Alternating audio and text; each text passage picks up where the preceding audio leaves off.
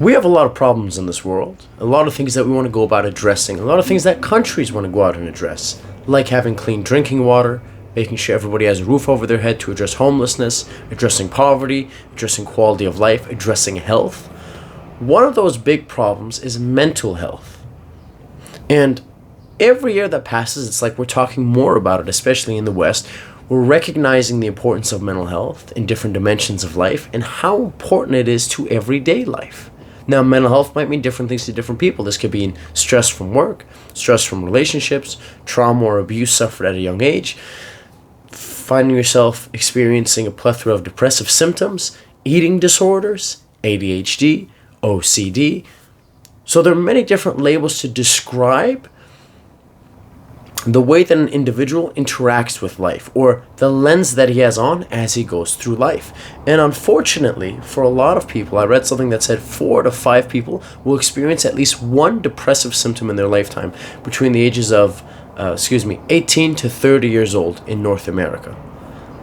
So if you have 100 people between the ages of 18 to 30, 80 of them will experience some sort of a depressive symptom. Folks, that's a lot of people. That's a lot of people. So the question is, what do we do about that? Now, if you've ever tried to see a counselor or a psychologist or a therapist, you know there are big wait lists, right? It's hard to see one. Not only that is it hard to see one, you're put on a wait list. Hopefully they can help you by the time you actually see them. They're expensive, and a lot of insurances do not cover them. Or they'll say something like, we'll cover $500 of any of your counseling or psychology fee up to a year. Well, guess how much a psychologist might charge? What if they charge you $225 an hour?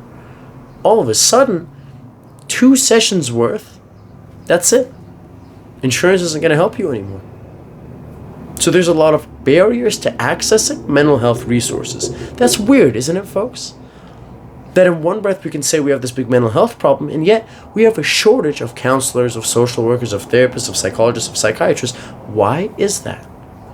Why do you think that is? If there's high demand for something, why is there low supply? And not to mention, that's one of the reasons they can charge so much, right? It's because there's low supply. It's because it's really valuable, or so we think. Tell me, folks, why are there not enough psychologists or counselors or therapists? Is it because people don't want to go into those professions? And I'm really just asking for your opinion. What do you think? Do you have any friends that are studying psychology? Do you know anyone that's studying psychology that has aspirations to be a counselor, to be a psychologist, to be a psychiatrist? Think about those people. Do you even know anyone? And you might say no. And I don't just mean someone who studied psychology because it's a really popular thing to study. I mean someone who has aspirations to go on and do something in mental health. And what you're going to find is you're going to find one of 2 things. One, either you don't know anyone who wants to go do something mental health related, or 2, they want to and it's incredibly difficult. I'm going to give you folks a stat that an advisor told me. He said, Daniel, last year for our clinical psychology program, so a program that you can apply to, and if you get in and graduate, you can work as a clinical psychologist. This program last year had about 350 applicants. Okay, 350 people applied. He goes, how many people do you think we accepted? You take a guess. How many people? It's competitive. It's a very competitive program. It is arguably the most competitive program in all of mental health psychology, clinical psychology. The acceptance was 6. 350 plus students applied, and 6 were accepted. And when you look across the country, I'm speaking about Canada here, the average acceptance rate for a clinical psychology program is between 2 to 5%. Okay. When I give you that stat, it's not that there's people who don't want to go into that work. It's that the barrier to entry is so high. Now, why is that? I'm going to save you the headache and the trouble and the thinking, and I'll give you the answer. The reason is funding. So, here's what happens. We have lobbyists, and these people look at the government and they say, this thing in our society is important, Therefore, we need to allocate more money towards it, like medical school. They petition, government says absolutely, we'll give this money to universities so they can invest it into the medical school program. Where does this money go? This money is used to buy professors who can help supervise med students. This money goes to create new buildings, create classrooms for the medical students, any supplies, equipment they need, any supervision. So for all of their training. So if you don't have great lobbyists, if the government isn't allocating enough funds, guess what happens? The university gets a small amount of money for their mental health programs. And with that small amount of money, they don't have too many professors that can look over students. They don't have that much classroom space. They don't have the equipment necessary. And the byproduct of that is the acceptance rate gets extremely low. Not because they don't want mental health workers, but because they don't have the funds necessary to support them, to train them appropriately, to then put them out for 1 year in what you would call like a residency or an internship. So they lack the funding to give those students. So what happens? We end up with a very small amount of mental health workers. And those individuals who enter the field, and by the way, medical school also has its own problems, and a few friends of mine who are nurses would love to talk about that. Now all of a sudden you become a mental health worker, you become one of the 6 out of the 350 who was accepted. You go into the field and guess what? There's a shortage. I just heard a story a few months ago about a young lady who finishes her PhD, becomes a psychologist, starts working, and after 3 months goes, yeah, I'm burnt out. I don't want to do this anymore. Folks, think about that for a minute. You study something for over 10 years. You're in it for 3 months and you're going, I can't live like this. This isn't what I want. I like mental health, but I've got way too many clients as it is. You need to be cognitively there for each and every single one of them. I see there's a wait list for 8 other people, and they might have to wait for up to 6, if not 1 year, 6 months to a year. So now you go in and you're carrying 2 or 3 people's work. So guess what happens? Even the mental health professionals who get their license are going, I don't feel too crazy about getting involved, like in the public health system. Why? Because they're going to be overworked. Because the pay is unbelievably low in relation to health and how health is valued. And guess what they do? They go into private practice for themselves. So all of a sudden the counselor who could make, let's say, $30 an hour opens up her own counseling office and says, hey, come on over one-on-one. I'll work with you for $120 an hour. Depending on where you live, if you live in a Vancouver, if you live in a Toronto, if you live in a San Francisco and a New York, obviously it's going to depend on how much they have to pay for rent and how much you have to pay for living expenses, what the standard is of other mental health professionals, and all of a sudden, the barrier to entry for the people who need help rises exponentially. Do you notice a common pattern here, folks? That the barrier is so high to become a mental health professional, and then those people, in order to make money, in order to pay off their loans, in order to be able to live and make a living based off of the thing that they're passionate about, they have to charge an insanely amount of money that insurance may or may not, probably will not cover. So now the very people that they sought to help can't access them. Do you see the problem here, folks? Like, is this thing on? Do you hear me? Do you hear how freaking ridiculous this sounds? So, as I've told you this, and I don't really know where I'm going. Like, normally, like, the kind of formula for this is I stir your curiosity. I kind of propose this idea or this problem. We kind of spitball a couple of suggestions. I sit in silence so you have time to think, and then I give you my suggestion, and then we kind of, say goodbye, and you'll listen to me again next week. But I don't know where to go from here. Like, what do we do about this? And the easy answer is we'll ask more money, right? Get the government to allocate more money towards universities or colleges or whatever schools so that they can increase the budget that they have for mental health professionals. But guess what? Every program would probably like more money. The people at medical school would like more money. The business schools would like more money. The engineering schools would like more money. So for the time being, we are in like a mental health epidemic. And it's going to get worse before it gets better. Why? Why did I start making these videos? Because mental health, we suffer on the inside before we suffer on the outside. And then someone who's experiencing depressive symptoms, they may manifest in things such as not wanting to go to work, and such as not working out anymore, not wanting to see your friends. But we don't recognize that it starts from within. Right? I've always said a broken leg is a broken leg.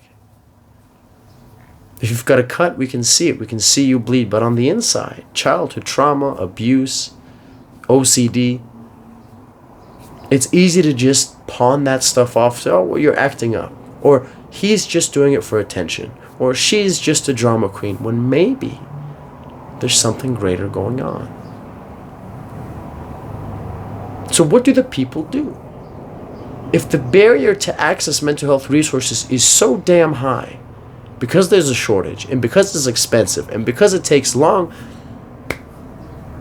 it's like, I'm not in a good place and I haven't seen a counselor. Like, of course you haven't seen a counselor. Of course. Would you even know where to look? Would you even know where to find a counselor?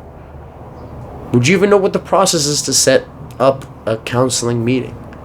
It is hard to see them, and it shouldn't be.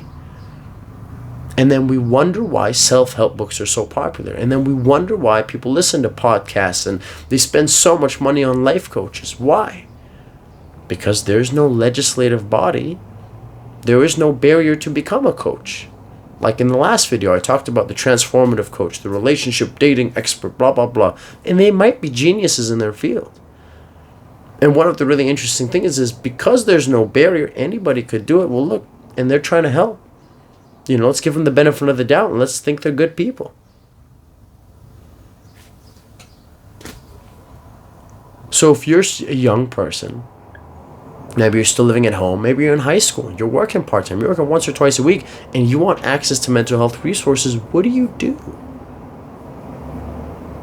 Well, the easiest thing is this thing that we carry in our pocket all the time, is our phones. Our phones give us access to things like Spotify, which means podcasts, access to YouTube, access to, I'm sure there's mental health apps out there you can write about your mood and how you're feeling and what your goals are, or to-do list apps, maybe meditation apps, maybe apps to help you fall asleep, maybe like a gratitude list kind of app. So what we've done is with mental health, we've put the responsibility on the individual. The individual's looking at the system and they're going, okay, I don't have the means to see a mental health specialist. I don't even know where to look. They'd be too expensive for me to afford. And they're going to be about on a 6-month wait list before I can even talk to him and see if he can help me. Imagine waiting 6 months to see a counselor. You see them, it turns out it's not really going anywhere. You're not a good fit. Okay, here we go again. Could you imagine how frustrating that must be? Especially when you're in a bad place, when you need help right now. Do you see the problem we have here, folks? So what people do is they turn online.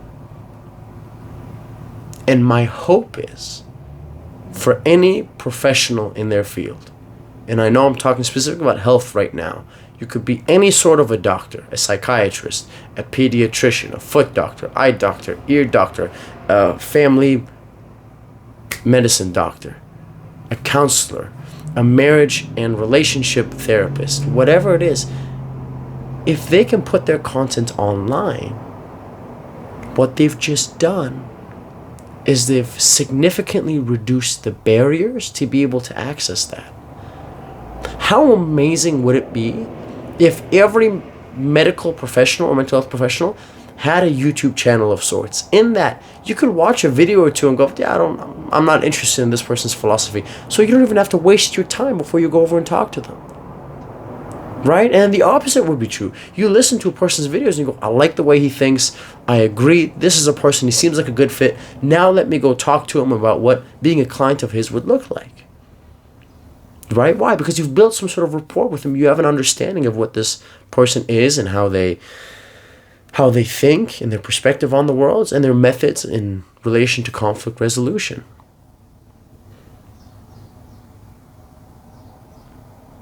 So my final message to you is this.